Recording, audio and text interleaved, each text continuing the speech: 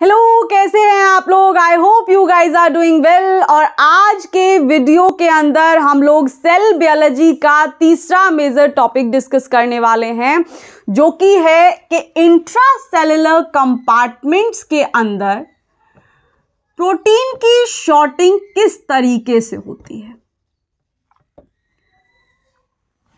Protein shorting, ये protein की shorting किस तरीके से होती है, ये टर्म्स हमारे लिए बिल्कुल नए हैं। लेकिन एक चीज है जो हम लोगों को बहुत पहले से बताई जाती है कि भाई प्रोटीन का जो सिंथेसिस होता है वो राइबोसोम के अंदर होता है। इसीलिए हम लोग राइबोसोम को प्रोटीन की फैक्ट्री के नाम से भी जानते हैं। तो सबसे पहली चीज हम लोगों को यही पता होनी चाहिए कि जो प्रोटीन की सिंथेसिस होती है वो दो अलग अलग जगह पर प्रेजेंट राइबोसोम्स के अंदर होती है।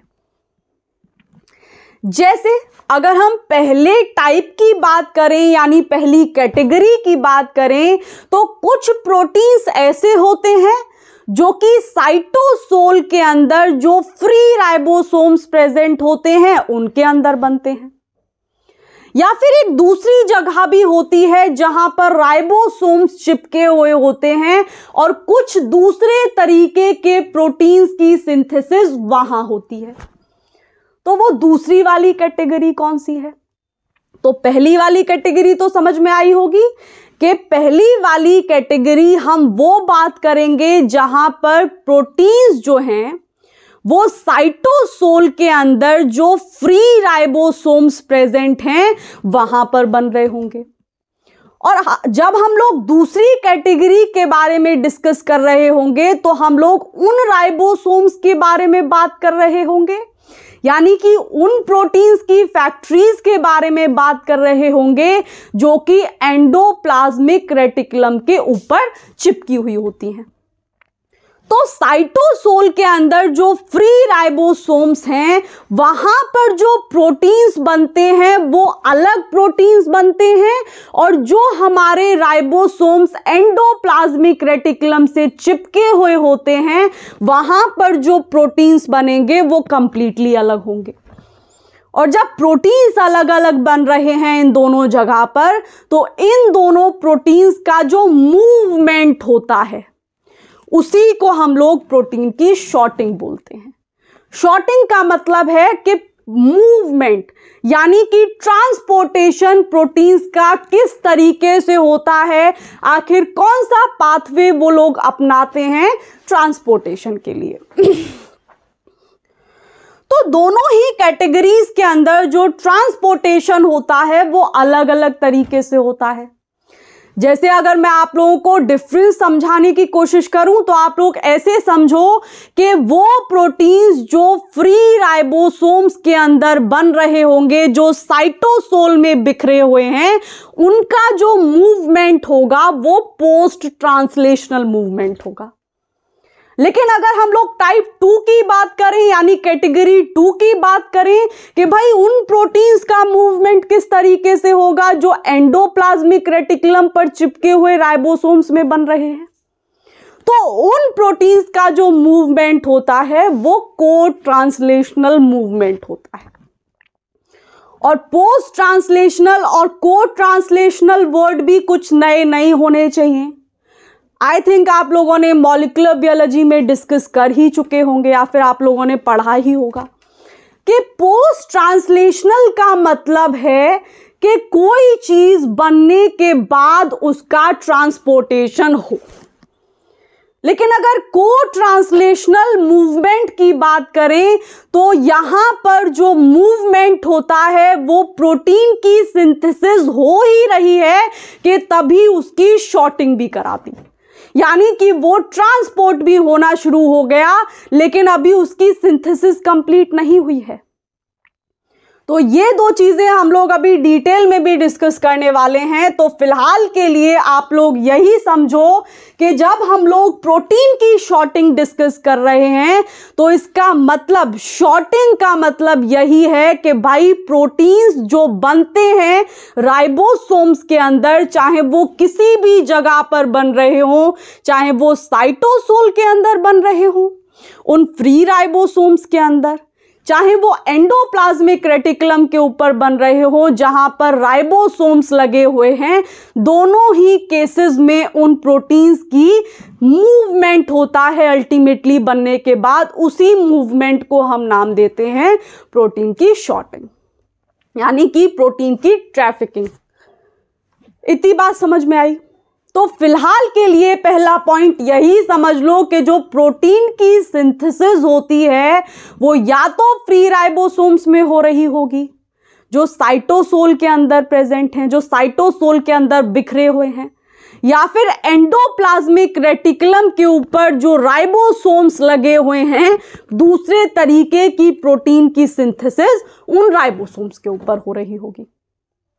तो पहली बात समझ में आई, और इसी बात को पहले नोट डाउन करो कि प्रोटीन की सिंथेसिस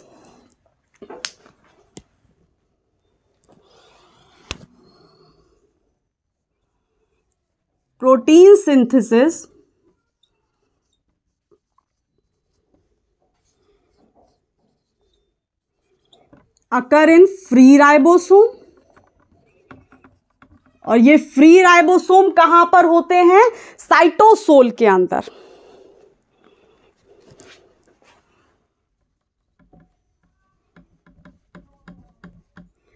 या फिर दूसरी कैटेगरी के प्रोटीन्स होते हैं जो कि बाउंड राइबोसोम, जो रफ एंडोप्लाज्मिक रेटिकुलम से राइबोसोम्स बाउंड होते हैं, उन राइबोसोम्स के अंदर उन प्रोटीन्स की सिंथेसिस होती है। तो पहली कैटेगरी हो गई कि साइटोसोल के अंदर जो फ्री राइबोसोम्स बिखरे हुए हैं, पहले प्रोटीन्स की सिंथेसिस वहां हो रही है, या फिर एंटायरली दूसरे तरीके के एंटायरली डिफरेंट प्रोटीन्स हैं जिनकी सिंथेसिस रफ एंडोप्लाज्मिक रेटिकुलम पर लगे हुए राइबोसोम्स के ऊपर हो रही है। और bound ribosomes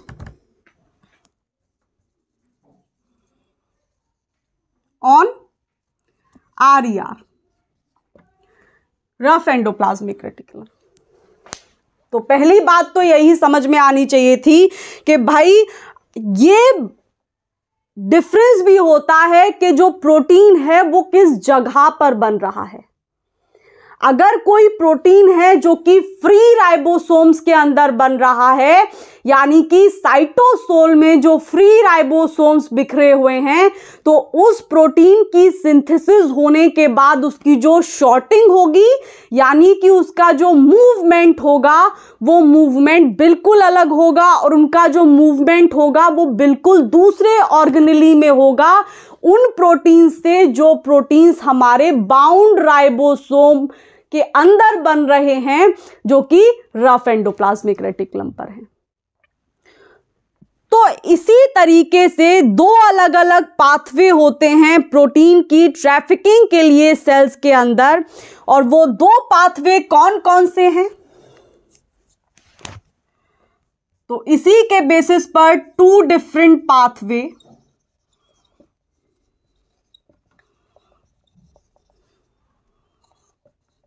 for protein trafficking.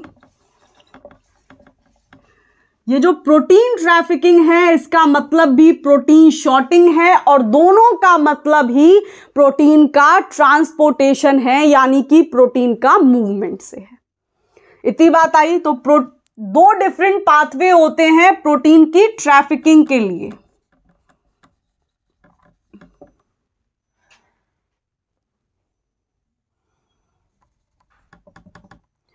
तो जो पहला पाथवे होता है वो वही पाथवे होता है कि अगर प्रोटीन की सिंथेसिस साइटोसोल के अंदर हो रही है उन फ्री राइबोसोम्स में, तो वो पाथवे हम पहले डिस्कस कर लेते हैं एंड देन उसके बाद हम लोग दूसरे पाथवे की तरफ मूव करेंगे कि भाई अगर प्रोटीन हमारे राइबोसोम यानी कि जो बाउंड राइबोसोम्स हैं एंडोप्लाज्मिक रेटिकुलम के ऊपर जो चिपके हुए हैं, अगर हमारा प्रोटीन वहां बन रहा है तो वो किन किन ऑर्गेनेली के अंदर उसकी ट्रैफिकिंग होगी और उनका जो मूवमेंट होगा वो कैसा होगा। तो अगर हम लोग पहले पाथवे की बात करें तो पहला पाथवे है हमारा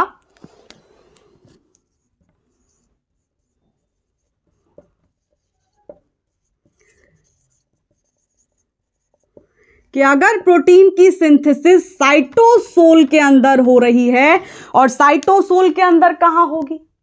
फ्री राइबोसोम्स के अंदर।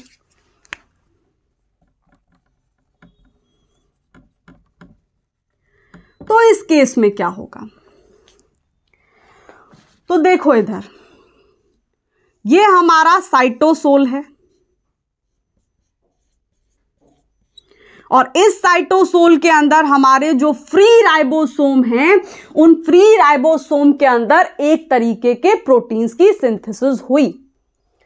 तो जैसे ही वो प्रोटीन की सिंथेसिस होगी बनने के बाद, यानी कि वो प्रोटीन्स जो हमारे फ्री राइबोसोम्स के अंदर बनते हैं साइटोसोल में, उनका जो मूवमेंट होता है या फिर उनकी जो शॉर्टिंग होती है वो बनने के बाद होती है।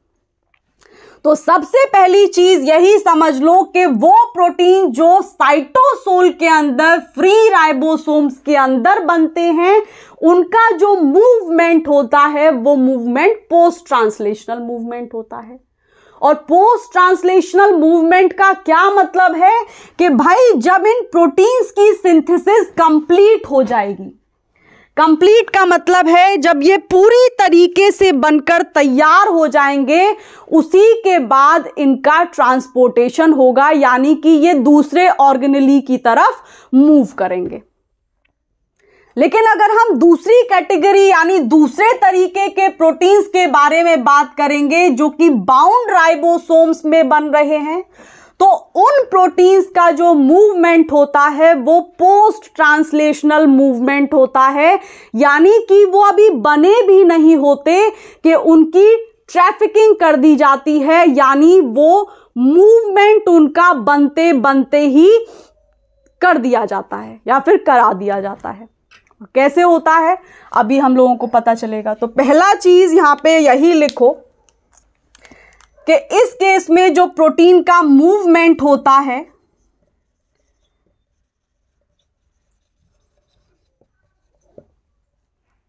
पोस्ट ट्रांसलेशनल, और पोस्ट ट्रांसलेशनल तो पता चल ही गया होगा।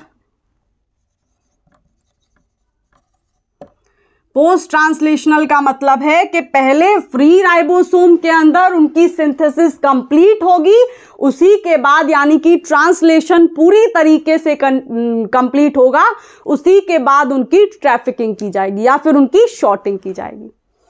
तो इस तरीके के प्रोटीन्स जब राइबोसोम के अंदर पूरे तरीके से बन जाते हैं, तो ये साइटोसोल से उन फ्री राइबोसोम से अलग अलग ऑर्गेनेली की तरफ इनकी ट्रैफिकिंग की जाती है। तो इस तरीके के प्रोटीन्स जो फ्री राइबोसोम के अंदर बनते हैं, या तो वो न्यूक्लियस के अंदर जाएंगे,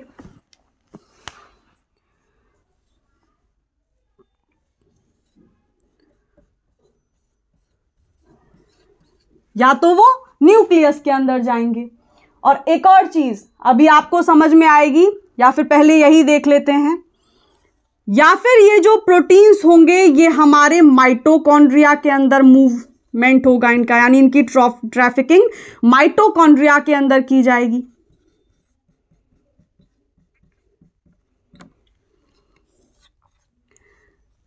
या फिर इनको भेजा जाएगा पेरोक्सिसोम्स के अंदर,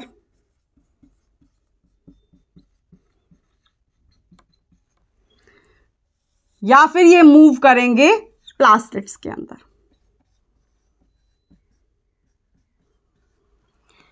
तो पहली चीज अब यहां पे एरोज देखो आप लोग जब ये प्रोटीन्स यानी जो फ्री राइबोसोम्स के अंदर साइटोसोल में जो प्रोटीन्स बन रहे हैं, अगर उनकी शॉर्टिंग न्यूक्लियस में की गई है तो वो जो मूवमेंट होता है वो बाय डायरेक्शनल हो सकता है। यानी कि फ्री राइबोसोम से एक बार जो प्रोटीन न्यूक्लियस के अंदर चला गया वो वापस से साइटोसोल के फ्री राइबोसोम्स के अंदर भी आ सकता है। लेकिन अगर बाकी के ऑर्गेनेली को आप लोग देख रहे हो, जैसे माइटोकॉन्ड्रिया हुआ, पेरोक्सिसोम्स हुए, प्लास्टिड्स हुए, तो इन तीनों ही ऑर्गेनेली के अंदर अगर फ्री राइबोसोम से प्रोटीन की ट्रैफिकिंग हो गई है तो वापस आने का कोई तरीका नहीं बचता। यानी सिर्फ वन वे रूट है, यानी कि यूनिडायरेक्शनल रूट है कि भाई एक बार चले गए तो चले गए, वापस आने का कोई तरीका नहीं है।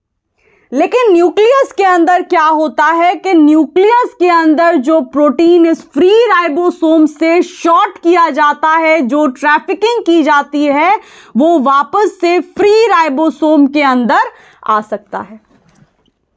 तो पहली चीज यही पता होनी चाहिए कि पहला जो पाथवे है वो ये है कि वो प्रोटीन्स जो फ्री राइबोसोम्स के अंदर बनते हैं साइटोसोल के, वो अलग अलग ऑर्गेनेली के अंदर ट्रांसपोर्ट होते हैं, जैसे न्यूक्लियस के अंदर, माइटोकॉन्ड्रिया के अंदर, पेरोक्सिसोम्स के अंदर और प्लास्टिड्स के अंदर।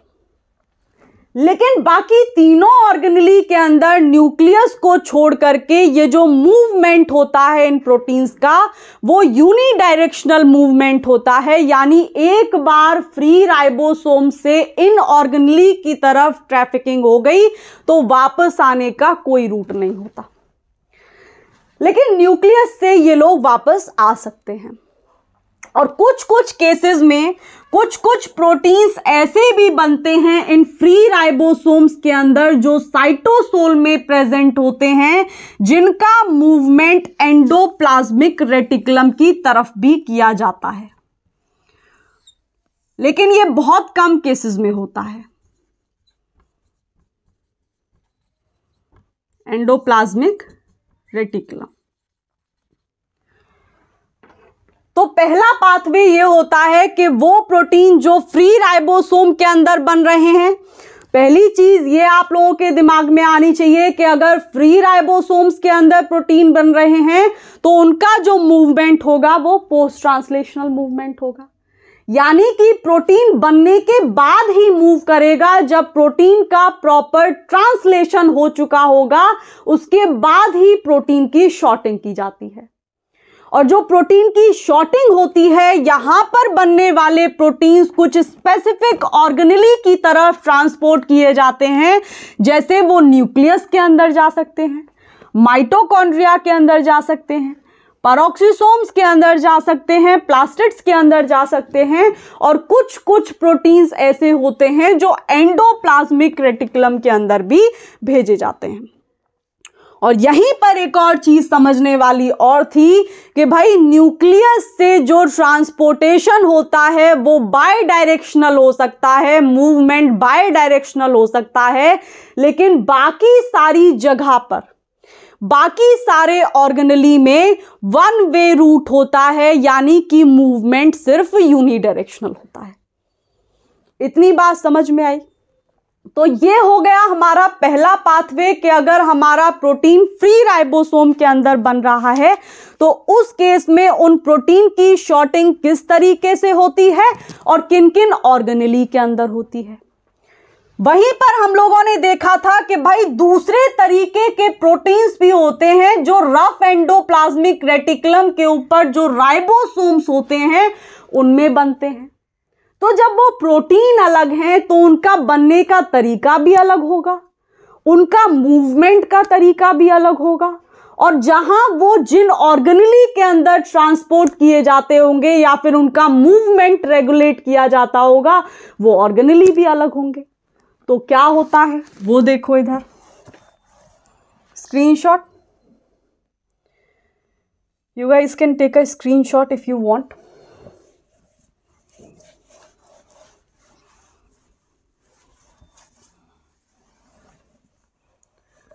आगे चलो, दूसरे पाथवे की तरफ चलते हैं। तो दूसरा पाथवे क्या है हमारा? दूसरा पाथवे है कि अगर प्रोटीन बाउंड राइबोसोम के द्वारा बनाए जा रहे हैं, तो बी लिख लेना कि अगर प्रोटीन का synthesis, protein synthesized by bound ribosome, और बाउंड राइबोसोम कहां होंगे? रफ एंडोप्लाज्मिक रेटिकुलम के ऊपर। तो इस दूसरे पाथवे के अंदर क्या होता है?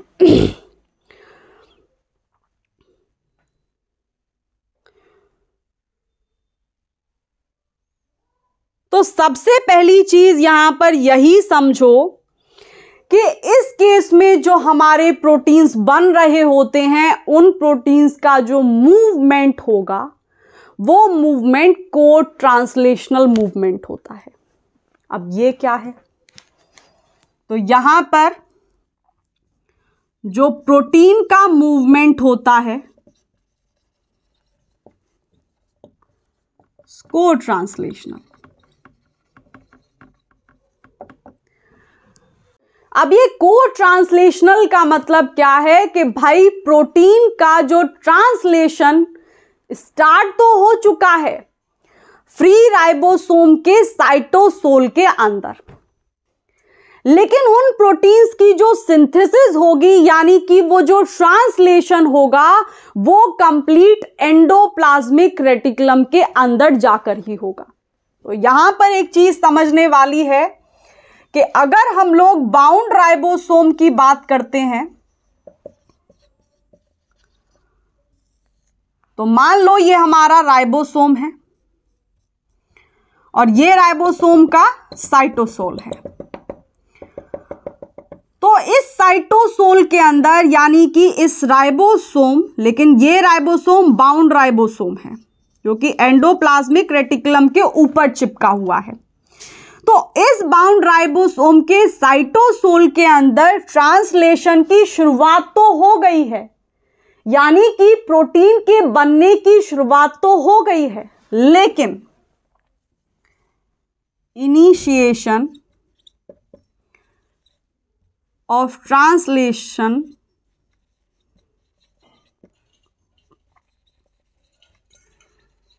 लेकिन जो सिंथेसिस कंप्लीट होती है इस प्रोटीन की, वो सिंथेसिस कंप्लीट होती है एंडोप्लाज्मिक रेटिकुलम के अंदर। तो इसको मान लो कि ये हमारा एंडोप्लाज्मिक रेटिकुलम है। इस एंडोप्लाज्मिक रेटिकुलम के अंदर जाकर के ये जो प्रोटीन यहां इस बाउंड राइबोसोम के साइटोसोल में बनना शुरू हुआ था, इसकी सिंथेसिस यहां जाकर कंप्लीट होती है। तो कंप्लीट सिंथेसिस इन ईआर। तो यहां पर हमको समझने में क्या आया कि यहां पर मैं आपको बोल रही थी कि को ट्रांसलेशनल मूवमेंट होता है। तो इस को ट्रांसलेशनल मूवमेंट का यही मतलब है कि प्रोटीन पूरी तरीके से बना भी नहीं होता कि उसकी शॉर्टिंग करा दी जाती है या फिर उसको दूसरे ऑर्गेनेली के अंदर ट्रांसपोर्ट कर दिया जाता है, और वो ऑर्गेनेली कौन सा होता है? Endoplasmic reticulum. तो यहां पर ट्रांसलेशन स्टार्ट हुआ था, लेकिन वो जो ट्रांसलेशन होगा उस प्रोटीन का एंडोप्लाज्मिक रेटिकुलम के अंदर जाकर के कंप्लीट होता है। तो इस तरीके के जो प्रोटीन्स होते हैं, जो रफ एंडोप्लाज्मिक रेटिकुलम के ऊपर जो राइबोसोम बाउंड हैं, अगर उनके अंदर इनकी सिंथेसिस हो रही है तो उनका जो मूवमेंट होगा वो को ट्रांसलेशनल मूवमेंट होता है। और फिर उसके बाद पूरी तरीके से जब इस प्रोटीन की सिंथेसिस इस एंडोप्लाज्मिक रेटिकुलम के अंदर हो जाती है, देन इसको अलग अलग ऑर्गेनेली के अंदर शॉर्टिंग करा दी जाती है या फिर इसका मूवमेंट करा दिया जाता है। तो देन इस प्रोटीन की शॉर्टिंग करा दी जाती है। अब वो किस किस ऑर्गेनेली के अंदर की जाएगी वो हम लोग अभी देखने वाले हैं। देन फर्दर प्रोटीन शॉर्टिंग, ऐसे लिख लो।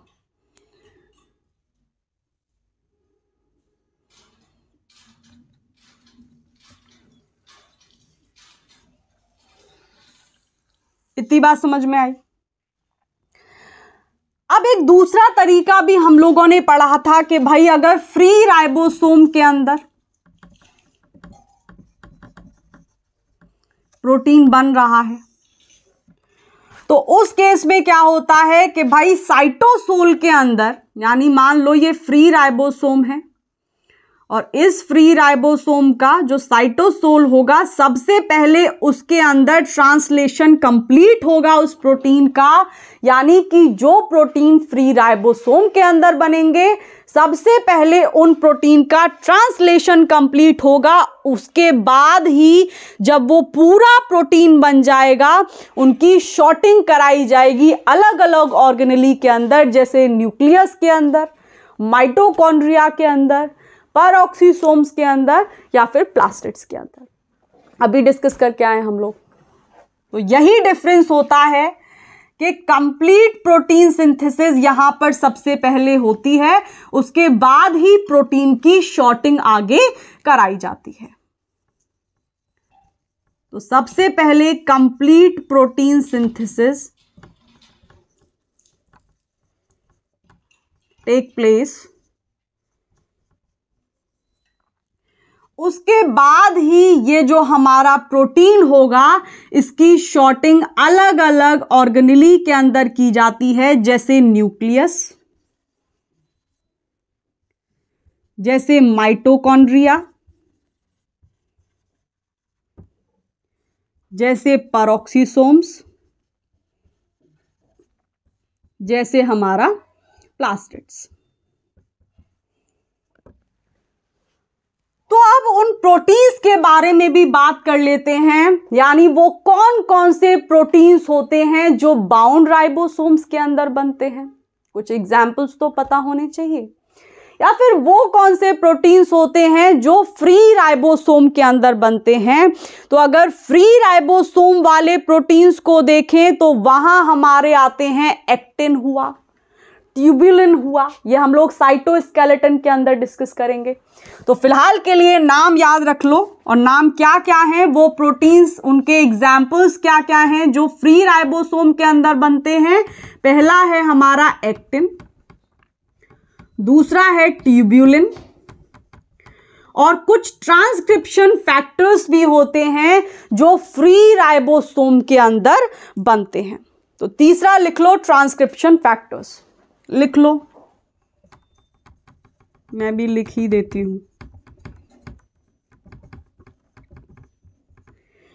और वो कौन से प्रोटीन्स होते हैं जो बाउंड राइबोसोम्स के अंदर बन रहे होते हैं, यानी उनके भी एग्जाम्पल्स पता होने चाहिए।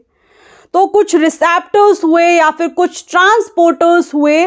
रिसेप्टर्स और ट्रांसपोर्टर्स हमारे बाउंड राइबोसोम्स के अंदर बनते हैं। तो इधर ही लिख लो एग्जाम्पल, यहां पे हैं हमारे रिसेप्टर्स और यहां पर हमारे ट्रांसपोर्टर्स भी आते हैं। तो ये बात हो गई कि भाई पोस्ट ट्रांसलेशनल क्या होता है, को ट्रांसलेशनल क्या होता है। अगर कोई प्रोटीन हमारा फ्री राइबोसोम के अंदर बन रहा है तो वो कौन सा प्रोटीन होगा, कुछ एग्जाम्पल्स हम लोग डिस्कस कर लिए। अब हम लोग पाथवे डिस्कस कर लेते हैं सेकंड वाला, कि भाई अगर वो प्रोटीन जो बाउंड राइबोसोम के अंदर बन जाता है, हालांकि वो राइबोसोम के अंदर उसका ट्रांसलेशन पूरा नहीं होता, उसको एंडोप्लाज्मिक रेटिकुलम के अंदर भेजा जाता है ट्रांसलेशन कंप्लीट करने के लिए। तो जैसे ही एंडोप्लाज्मिक रेटिकुलम के अंदर उस प्रोटीन का ट्रांसलेशन कंप्लीट हो जाता है, तब तो वो प्रोटीन की सिंथेसिस कंप्लीट हो गई। तो कंप्लीट होने के बाद उस प्रोटीन की सिंथेसिस आखिर वो किस किस ऑर्गेनेली में भेजा जाता है और किस किस ऑर्गेनेली के अंदर ट्रांसपोर्टेशन बाई डायरेक्शनल होता है, या फिर किस किस ऑर्गेनेली के अंदर ट्रांसपोर्टेशन वन वे रूट वाला होता है, यानी कि यूनिडायरेक्शनल होता है। तो देखो इधर स्क्रीनशॉट आप लोग ले सकते हैं। तो सेकेंड पाथवे हम लोग डिस्कस कर रहे हैं, लास्ट में ब्रीफ भी कर लेंगे कि आज हम लोग डिस्कस क्या क्या किए हैं। फिर भी कोई क्वेरीज रह जाती हैं, आप लोग अपनी क्वेरीज कमेंट बॉक्स में डाल सकते हैं, I will reply, I will definitely reply. या फिर मैंने अपनी ईमेल आईडी भी दी हुई है चैनल के डिस्क्रिप्शन के अंदर, you guys can post your queries there as well, I will try to reply. तो देखो इधर यहां पर क्या होता है इस पाथवे के अंदर, तो ये है पाथवे नंबर 2। पहला पाथवे हम लोग डिस्कस कर चुके। तो इस पाथवे के अंदर क्या होता है, क्योंकि यहां पर जो प्रोटीन्स बनते हैं उनका मूवमेंट को ट्रांसलेशनल मूवमेंट होता है। तो मान लो ये हमारा साइटोसोल है बाउंड राइबोसोम का, ठीक है, ये बाउंड राइबोसोम है, तो लिख लो नीचे, कंफ्यूजन नहीं होना चाहिए। ये बाउंड राइबोसोम है, इस बाउंड राइबोसोम का ये साइटोसोल है, और इस साइटोसोल के अंदर उस प्रोटीन के सिंथेसिस स्टार्ट तो हुई, यानी कि उसका ट्रांसलेशन स्टार्ट तो हुआ, लेकिन उसका ट्रांसलेशन खत्म नहीं हुआ था कि उतने में ही उठा करके उस प्रोटीन को एंडोप्लाज्मिक रेटिकुलम के अंदर फेंक दिया। इतनी बात हम लोग अभी पढ़ के आए हैं कि यहां पर प्रोटीन की सिंथेसिस कंप्लीट नहीं होती बाउंड राइबोसोम के साइटोसोल के अंदर। तो सबसे पहली चीज यही लिख लो ऊपर कि इनिशिएशन तो होता है ट्रांसलेशन का, लेकिन वो ट्रांसलेशन कंप्लीट नहीं हो पाता, यानी कि प्रोटीन की सिंथेसिस बाउंड राइबोसोम के साइटोसोल में कंप्लीट कतई नहीं होती है।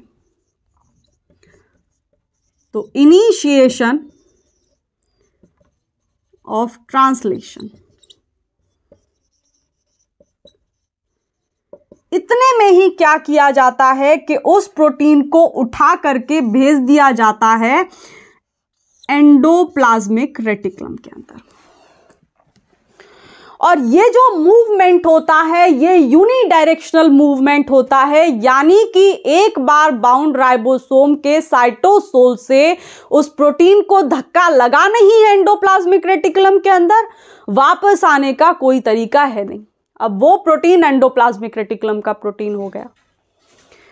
एंडोप्लाज्मिक रेटिकुलम के अंदर उस प्रोटीन का ट्रांसलेशन कंप्लीट होता है, तो यहां पर उस प्रोटीन की सिंथेसिस कंप्लीट हो जाती है। तो ये बात भी नोट डाउन कर लो कि एंडोप्लाज्मिक रेटिकुलम, क्योंकि ये को ट्रांसलेशनल मूवमेंट था, यानी कि प्रोटीन बनते बनते मूव करा दिया जाएगा। अभी सिंथेसिस कंप्लीट नहीं हुई है कि उससे पहले ही उसकी शॉर्टिंग करा दी जाती है। तो इस एंडोप्लाज्मिक रेटिकुलम के अंदर ही उस प्रोटीन की सिंथेसिस कंप्लीट होती है। कंप्लीट प्रोटीन सिंथेसिस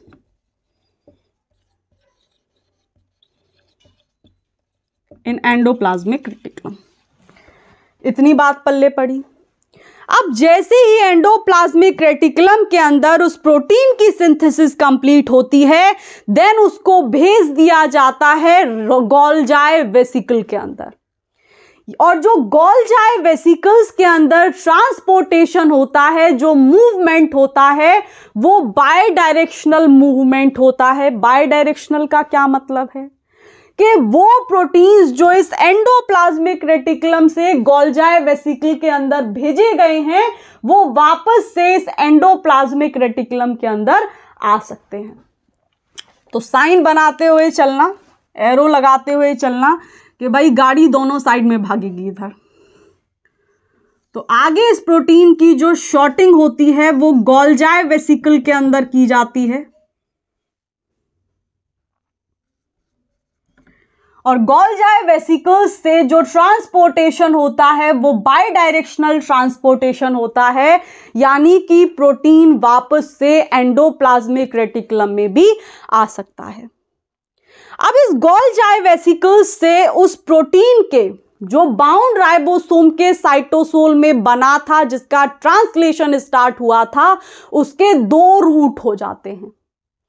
तो अगर पहले रूट की बात करें तो वहां से गोल्जाई वेसिकल्स से वो जो हमारा प्रोटीन होता है वो सिक्रीटरी वेसिकल्स में जाएगा। या तो पहले हम लोग पहला रूट डिस्कस करते हैं। तो तो पहला रूट ये होता है कि या तो भैया ये जो प्रोटीन है ये गोल्जाई वेसिकल से सिक्रीटरी वेसिकल में चला जाए। तो ये है हमारा पहला रूट कि ये सिक्रीटरी वेसिकल्स में चला जाए। और सिक्रीटरी वेसिकल्स के अंदर जो ट्रांसपोर्टेशन होता है वो भी बाय डायरेक्शनल ट्रांसपोर्टेशन होता है, यानी मूवमेंट बाय डायरेक्शनल मूवमेंट होता है कि जो प्रोटीन की शॉर्टिंग गोल्जाई से हुई है सिक्रीटरी के अंदर, वो प्रोटीन वापस से गोल्जाई के अंदर आ सकता है। सिक्रीटरी वेसिकल से ये जो प्रोटीन होता है, यानी ये जो रूट 1 के अंदर प्रोटीन जाएगा, फिर इस प्रोटीन का ट्रांसपोर्टेशन प्लाज्मा मेम्ब्रेन की तरफ कर दिया जाता है। यानी कि एक तो वो प्रोटीन्स होते हैं जो प्लाज्मा मेम्ब्रेन के लिए प्रोटीन बने हुए होते हैं। तो सबसे पहली चीज एक दिमाग में अब ये हिट करनी चाहिए कि जो प्लाज्मा मेम्ब्रेन वाले प्रोटीन्स होते हैं, बाउंड राइबोसोम के एग्जाम्पल्स में क्या क्या पढ़ा था? रिसेप्टर्स और ट्रांसपोर्टर्स। और रिसेप्टर्स और ट्रांसपोर्टर्स दोनों ही कहाँ लगे हुए होते हैं? प्लाज्मा मेम्ब्रेन के ऊपर। तो ट्रांसपोर्टर्स और रिसेप्टर्स का जो फेट होता है वो इस रूट 1 से होते हुए जाता है। आ रही है ना चीजें समझने में? तो ये हम रूट 1 लिख लो इधर, ये रूट 1 है। और इस रूट 1 के अंदर क्या हो रहा है कि गोल्जाई वेसिकल से सिक्रीटरी वेसिकल्स के अंदर मूवमेंट किया गया, शॉर्टिंग की गई, और उसके बाद उस प्रोटीन को प्लाज्मा मेम्ब्रेन के ऊपर ट्रांसपोर्ट करा दिया गया। क्योंकि ट्रांसपोर्टर्स और रिसेप्टर्स कहाँ होंगे, कहाँ है उनका फेट? अल्टीमेटली उन लोगों को जाना तो प्लाज्मा मेम्ब्रेन पर ही है। तो लिखो इसी में, अरे भाई ये ब्लैक से ही करो, रूट 1 को ब्लैक से ही ले लेते हैं, रूट 2 को लाइक ब्लू कलर से डिनोट कर लेंगे। तो समझने में अच्छा लगता है ना, ये लाइक समझने में क्लियर अंडरस्टैंडिंग बिल्ड होती है। तो लिखो इधर कि सिक्रीटरी वेसिकल से इस प्रोटीन का ट्रांसपोर्टेशन प्लाज्मा मेम्ब्रेन की तरफ कर दिया, लगा दिए प्लाज्मा मेम्ब्रेन के ऊपर।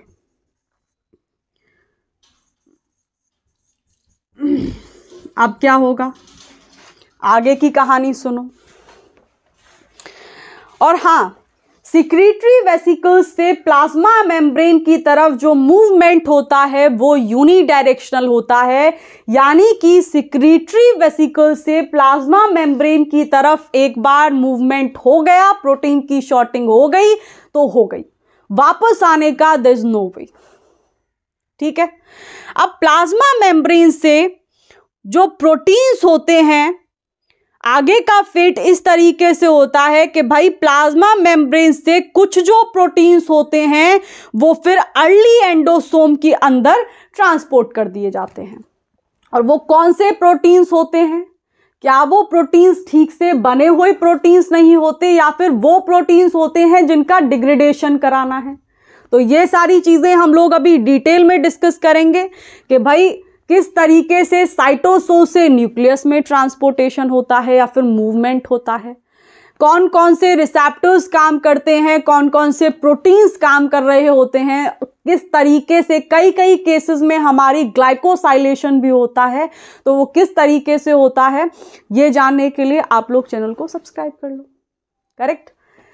तो अभी के लिए ये देखो कि कुछ प्रोटीन्स होते हैं जो प्लाज्मा मेम्ब्रेन से ट्रांसपोर्ट कर दिए जाते हैं हमारे अर्ली एंडोसोम के अंदर।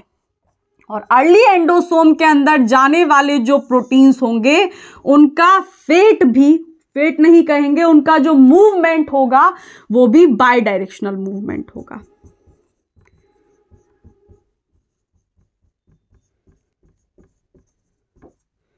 ठीक है, यानी कि वो वापस भी आ सकते हैं। और अर्ली एंडोसोम से ये जो प्रोटीन होंगे, ऊपर वाला पार्ट थोड़ा हटा देते हैं, जगह बन जाएगी। अब देखो इधर, अर्ली एंडोसोम से फिर इन प्रोटीन का ट्रांसपोर्टेशन कराया जाता है किधर, ये हम अभी देखेंगे। फिलहाल के लिए अभी हमें रूट 2 जानने की जरूरत है। रूट 1 ही कंप्लीट करो। अर्ली एंडोसोम से इस वाले जो प्रोटीन होंगे, इन प्रोटीन्स को लेट एंडोसोम के अंदर भेजा जाता है और लेट एंडोसोम से अल्टीमेटली लाइसोसोम के अंदर भेज दिया जाता है। और लाइसोसोम के अंदर जाने के बाद क्या होता है? डिग्रेडेशन। और क्यों होता है डिग्रेडेशन? उसके कई सारे रीजंस होते हैं, तो 2 रीजंस मैं आपको बताती हूं कि सबसे पहला रीजन ये होता है कि जिस प्रोटीन का डिग्रेडेशन कराना है उसको लाइसोसोम के अंदर फेंको। क्यों? क्योंकि लाइसोसोम के अंदर बहुत सारे हाइड्रोलिटिक एंजाइम्स होते हैं, जैसे ग्लाइकोसाइडेज, लाइपेज, प्रोटीएज, और ये सारे एंजाइम्स क्या करते हैं? प्रोटीन का डिग्रेडेशन इजीली करा देते हैं। दूसरी चीज ये होती है कि लाइसोसोम का जो पीएच होता है वो एसिडिक होता है, और एसिडिक जो पीएच है वो भी कहीं ना कहीं हेल्प करता है प्रोटीन के डिग्रेडेशन में। तो ये चीजें समझ में आई। हालांकि हम लोग इम्यूनोलॉजी के अंदर डिटेल में डिस्कस किए हैं। क्या डिस्कस किए हैं डिटेल में? हम लोग फैगोसाइटोसिस के अंदर डिटेल में डिस्कस किए हैं कि किस तरीके से लाइसोसोम के अंदर डिग्रेडेशन लीड किया जाता है। तो if you guys want to check that video then just go and check it. तो फिलहाल के लिए ये देखो कि अर्ली एंडोसोम से ये जो प्रोटीन होगा ये लेट एंडोसोम के अंदर जाएगा, और लेट एंडोसोम से अल्टीमेटली इस प्रोटीन को कहां भेज दिया जाएगा? लाइसोसोम के अंदर। और लाइसोसोम के अंदर जा करके उस प्रोटीन का डिग्रेडेशन हो जाएगा। और ये दोनों ही जो मूवमेंट होंगे ये यूनिडायरेक्शनल मूवमेंट होंगे, यानी कि अर्ली एंडोसोम से लेट एंडोसोम की तरफ जो प्रोटीन जाएगा एक वे रूट है, वापस आने का कोई तरीका नहीं। तो फेट अल्टीमेटली उस प्रोटीन का यही होने वाला है जो अर्ली एंडोसोम से निकल चुका होगा कि भाई अब तुझे लाइसोसोम के अंदर जाके डिग्रेड ही होना है। ठीक है, तो ये हो गया हमारा पहला रूट। अगर हम दूसरे रूट के बारे में बात करें तो दूसरा रूट हमारा सिंपल यही होता है कि जो प्रोटीन्स का डिग्रेडेशन कराना होता है, यानी कि जिनका गोल्जाई वेसिकल्स के अंदर ही ये पता चल जाता है कि अल्टीमेटली इनका फेट डिग्रेड कराना ही है, तो वो जो प्रोटीन्स होते हैं सीधे सीधे उन प्रोटीन्स को पहले तो लाइसोसोम के अंदर भेजा जाता है, एंड देन लाइसोसोम से ये जो प्रोटीन होते हैं वो सीधे सीधे लेट एंडोसोम के अंदर भेजा जाता है। देन लेट एंडोसोम से ये जो प्रोटीन्स होते हैं वो सीधे सीधे लाइसोसोम के अंदर ट्रांसपोर्ट कर दिए जाते हैं। तो ये 2 तरीके होते हैं या फिर ये 2 रूट होते हैं उन प्रोटीन्स के मूवमेंट के जो प्रोटीन्स हमारे बाउंड राइबोसोम्स के अंदर बन रहे होते हैं। इतनी बात समझ में आई? तो इसको लिख लो रूट 2।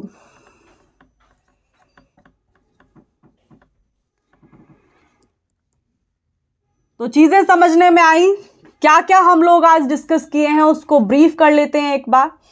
आज हम लोग तीसरा मेजर टॉपिक स्टार्ट किए सेल बायोलॉजी का, and what was that? That was protein shorting.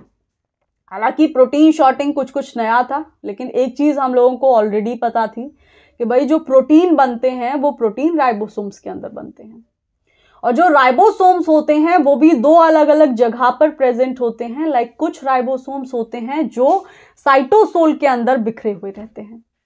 तो एक तो प्रोटीन, एक तरीके के प्रोटीन्स तो उन राइबोसोम्स के अंदर बनते होंगे, या फिर दूसरे और राइबोसोम्स होते हैं जो एंडोप्लाज्मिक रेटिकुलम के ऊपर चिपके हुए होते हैं, जिनको हम बाउंड राइबोसोम्स नाम देते हैं। अब जब हम लोग ये देखे हैं कि 2 तरीके के राइबोसोम्स हैं, तो उन दोनों तरीके के राइबोसोम्स के अंदर अलग अलग प्रोटीन्स बनते होंगे, और वो जो प्रोटीन्स उन दोनों राइबोसोम्स के अंदर बनते होंगे उनका जो ट्रैफिकिंग होगा या फिर उनका जो प्रोटीन की शॉर्टिंग होगी वो भी अलग अलग होती होगी। तो वही हम लोगों ने डिस्कस किया। उसके बाद हम लोग देखे कि भाई 2 पाथवे होते हैं, कि एक पाथवे तो उन लोगों के लिए होता है जो प्रोटीन हमारा कहां पे बना है?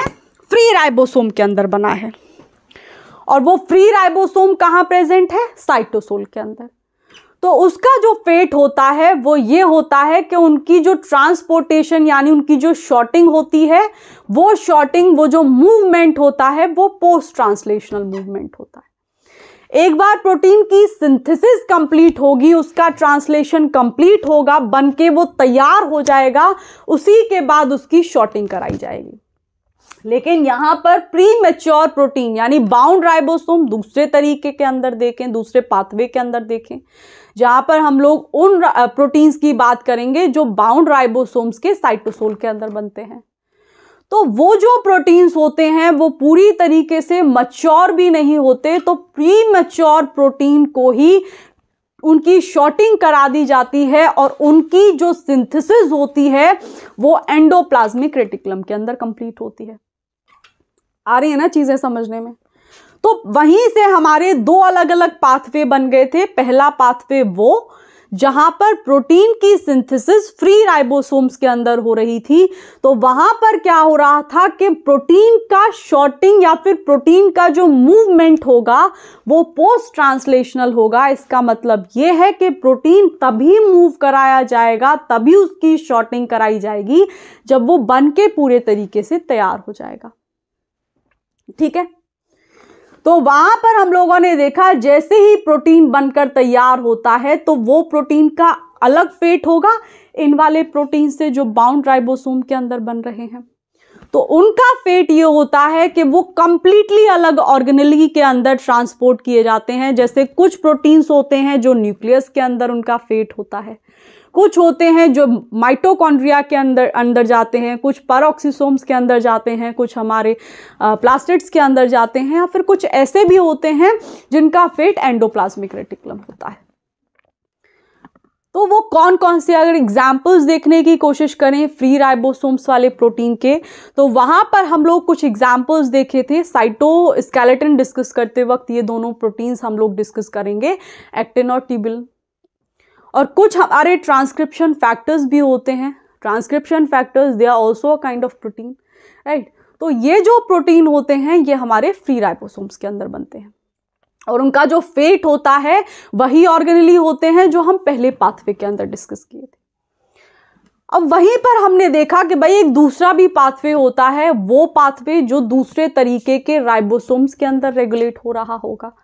और वो कौन सा था कि अगर बाउंड राइबोसोम के अंदर हमारे कुछ प्रोटीन्स बन रहे हैं, जैसे क्या क्या बन सकता है, कुछ रिसेप्टर्स बन सकते हैं, कुछ ट्रांसपोर्टर्स बन सकते हैं। और हमको पता है कि रिसेप्टर्स और ट्रांसपोर्टर्स का क्या काम होता है, प्लाज्मा मेम्ब्रेन से कुछ मॉलिक्यूल्स को क्रॉस कराना। यही होता है ना, वो गाड़ी होते हैं, एक तरीके से वाहन होते हैं जो एक जगह से दूसरी जगह तक प्रोटीन्स को, मॉलिक्यूल्स का ट्रांसपोर्टेशन रेगुलेट करते हैं। तो इस तरीके के प्रोटीन्स का फेट क्या होगा, अब आपके दिमाग में आ रहा होगा कि भाई फेट ये है कि इनको प्लाज्मा मेम्ब्रेन तक पहुंचाओ।